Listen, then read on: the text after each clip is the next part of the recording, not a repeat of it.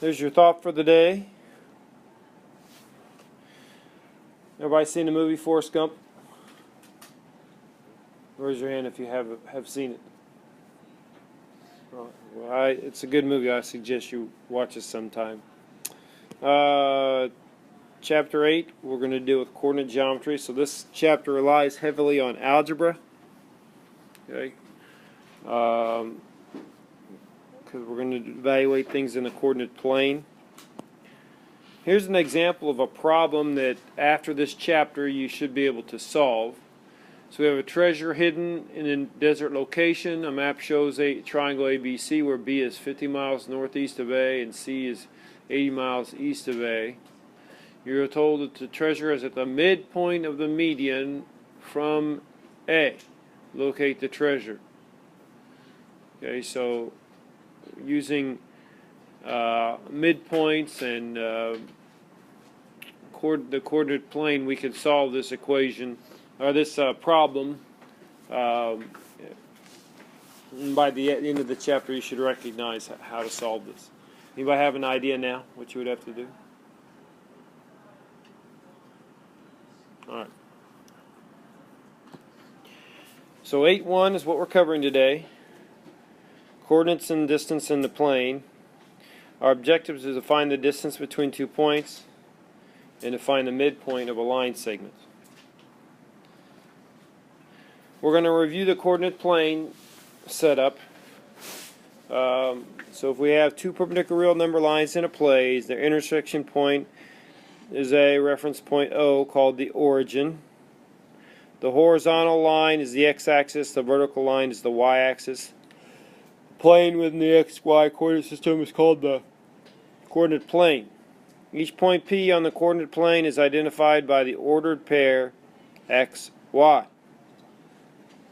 The ordered pair x, y is also noted P, x, y for point x, y. Remember, x is a horizontal distance, y is a vertical distance. In the ordered pair, the first number x is called the x-coordinate, the second number the y-coordinate. The x-coordinate locates the position of a point relative to the y-axis. That is, it specifies the directed distance of the point from the y-axis. In a similar manner, the y-coordinate specifies the directed distance from the x-axis. You can see several points here graphed in the coordinate plane. Notice how the signs on the coordinates of the ordered pair are determined by the location of the points relative to the x and y axis. The two axes divide the plane into 4 quadrants. These quadrants are named in the figure, and the signs of the coordinates in each quadrant are indicated. So quadrant 1 is when both the x value and the y value are positive. That's quadrant 1, upper right. Then you go counterclockwise from quadrant 1. Quadrant 2, the x is negative, the y is positive. Quadrant 3, both of them are negative. Quadrant 4, the x is positive, the y is negative. Any question on quadrants? All right. Go ahead and plot these points in the coordinate plane. Make sure you can do it right, and then connect them. Plot the points and then connect them. And then I'll put the answer up and you can check to see if you did it right.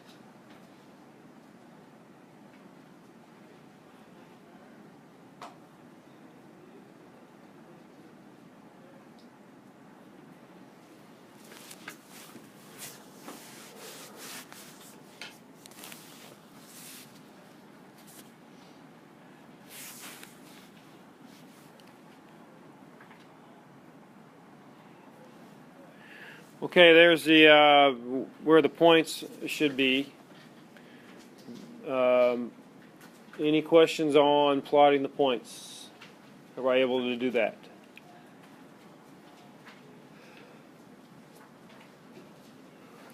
Okay. Distance. We can determine distances between points in the coordinate plane using coordinates of the points in the Pythagorean theorem. So the distance formula is actually the Pythagorean theorem. And here's why. Because when I am talking about the distance between P and Q, I can form a right triangle. I take the horizontal distance, the vertical distance, that's a right angle, and then my distance between the 2 points is the hypotenuse. So what would be the distance between, from P, we'll call this point here R, it's at 4, 1. PR. What's the distance of PR?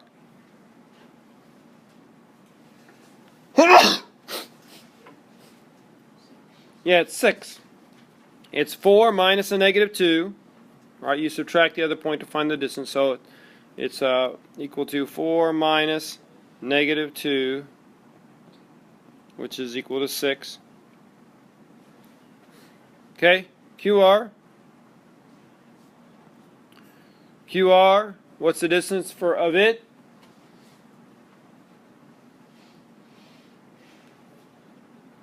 Elisa? 2. 3 minus 1 equals 2. So then we can do Pythagorean theorem, PR squared plus QR squared equals PQ squared. And then we plug in, so we have 6 squared plus 2 squared equals PQ squared.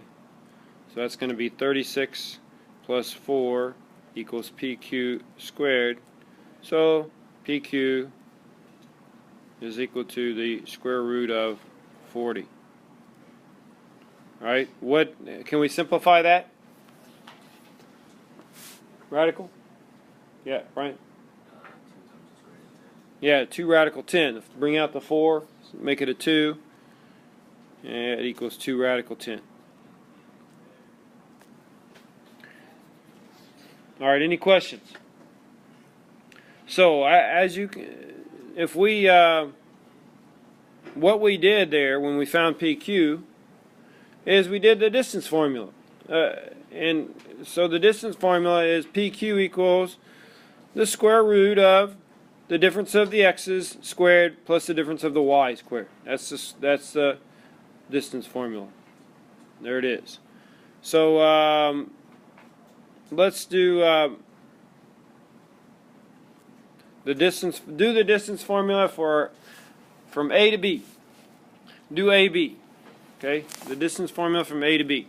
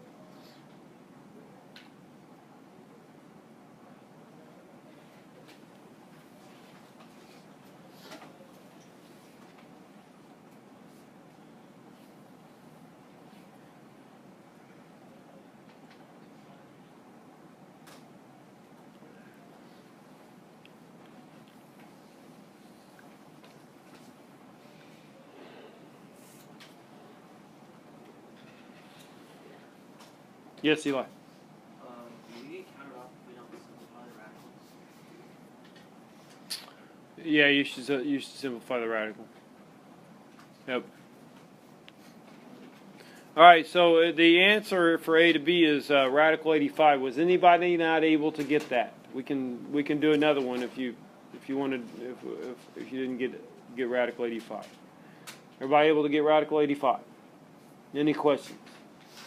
Okay, I'm not going to take the time to go through and do the distance formula between all the sides, but to classify the quadrilateral, I need to use the distance formula.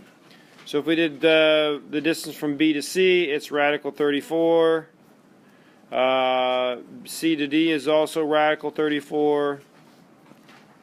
And A to D is equal to radical 85. So let's label that. BC is radical 34. CD is radical 34. AD is radical 85. And AB is radical 85. Alright? So, what kind of shape is it? Megan? Mackenzie? How'd you know? Because, like, there's two sets of sides that are the same. Two sets of, but you need to add one more word. They're the same, they're congruent, but you know, a parallelogram can have two sets of sides congruent. What does she need to say? Consecutive. Okay? The consecutive congruent sides. So that's how we know it's a kite. Okay, we've got AB equals AD and BC equals CD. Therefore, the ABCD is a kite.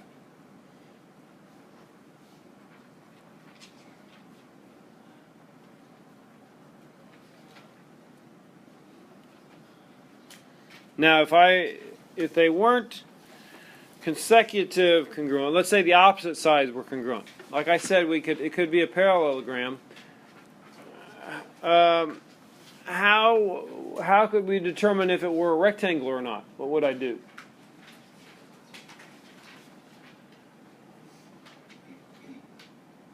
What do I have to do if I wanted to say I had opposite sides congruent, but I don't know whether it's a parallelogram or a rectangle? What could I do to prove that it's a rectangle? We have to look at the slopes. What would the slopes of a rectangle of consecutive lines be? Opposite what? What's the word? Opposite reciprocals. Okay? They'd be opposite reciprocals.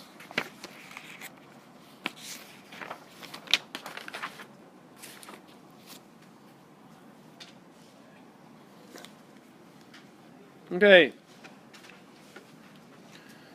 We have a circle, radius 5, center at 0, 0. We have to show that the point 3, 4 lies on the circle. And then find some other points that lie on the circle. Alright, so how could I determine that the point 3, 4 lies on the circle if the radius is 5? Sam? Well, the distance from O is the same. Yeah, we need to do the distance formula from O to P. So we've got OP is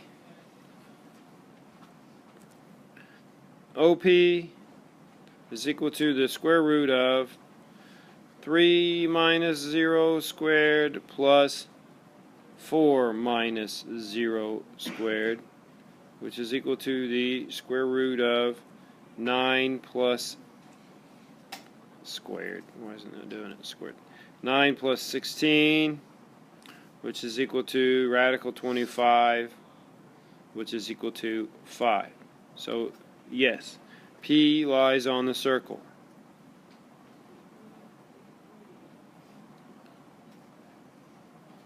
Because the radius equals 5. Right? Now, oh, I'm on the wrong slide here. Let me, you can go ahead and write that information down. Make sure you got it. And then this applies to the next slide here. So P is on the circle. And then by symmetry,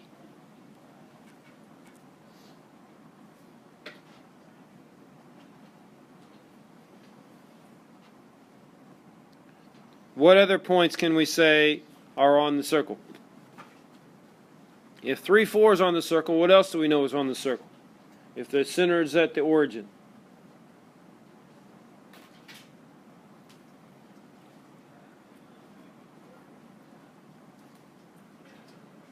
Sam?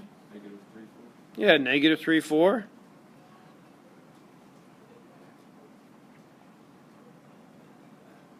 What else? Brian? Negative 3, negative 4.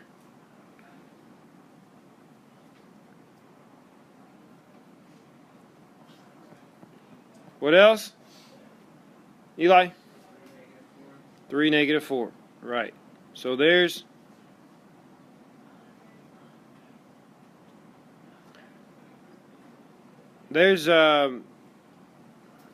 three more. Okay. And then any ideas how we could find some other points? Sam? You can say negative 5. I mean, 0, 5. Yeah, you could do the points on the axes where the circle intersects, right? We'd have 5, 0, negative 5, 0, and we'd have 0 and positive negative 5. Those are some points. What about if I wanted to find another point? What's a way, I could test? What could I do to test it? Let's say x equals 4. We want to see if there's a point that has a x coordinate of 4, if there's a y that corresponds to it. How could I do it? How about plugging in the distance formula? Except we have a variable.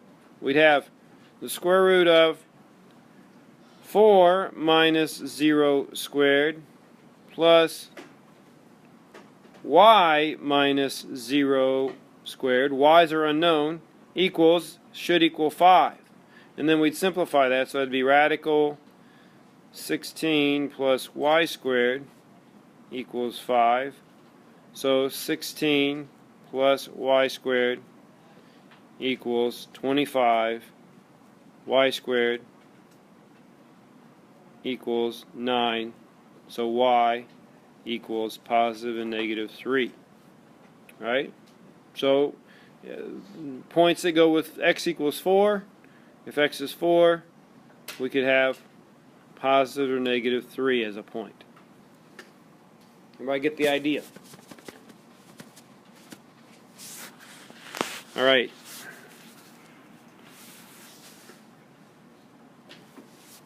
Test for collinearity. The points P, Q, and R are collinear with Q between P and R if and only if PQ plus QR equals PR. Alright, so I do the distance formula from P to Q and the distance from Q to R, and then and then I'd add those together. They should be the same as the distance from P to R. That clear? Alright. Determine whether the points A, B, and C are collinear. Okay, I'm not going to... I think you can do the distance formula, so I'll just tell you the distances. AB is equal to 5. BC is equal to 10. And AC equals 15. Alright? So we've got 5 plus 10 equals 15. So are the points collinear according to our rule? Yes, they are. So AB plus BC equals AC. So the points are collinear.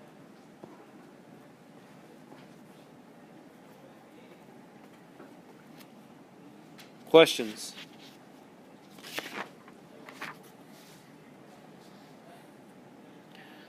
Okay.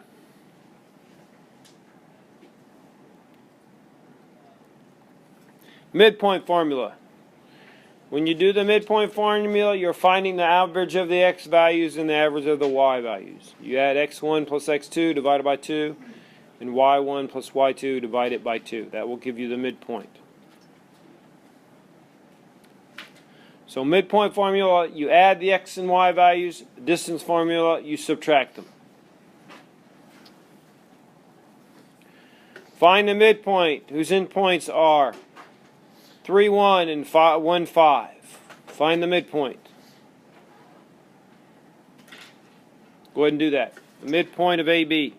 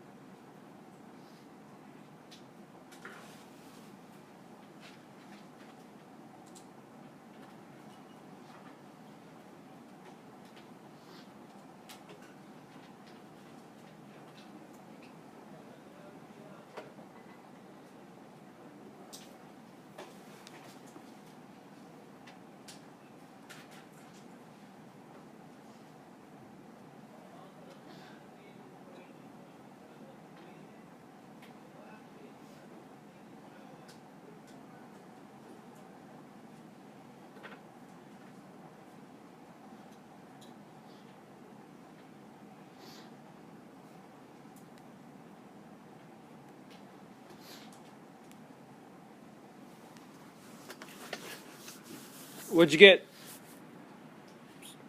Somebody did it. Sam? 2, 3. 2, 3, yeah. Let's see the work. So we take 3 plus 1 for your x values divided by 2, and 1 plus 5 for your y values divided by 2. That works out to be 2, 3. All right? Okay.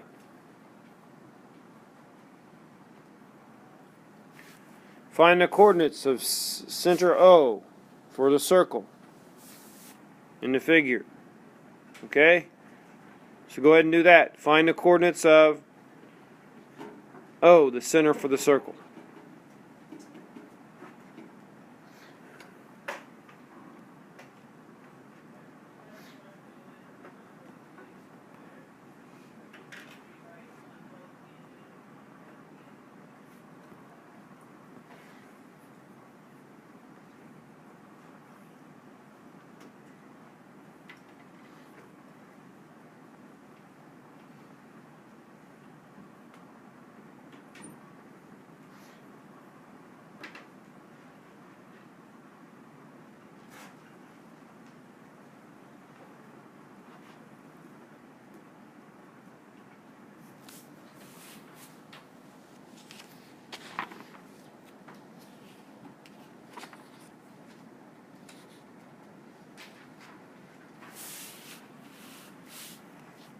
Okay, you've got the point 4, 3/2 is the center. Any questions?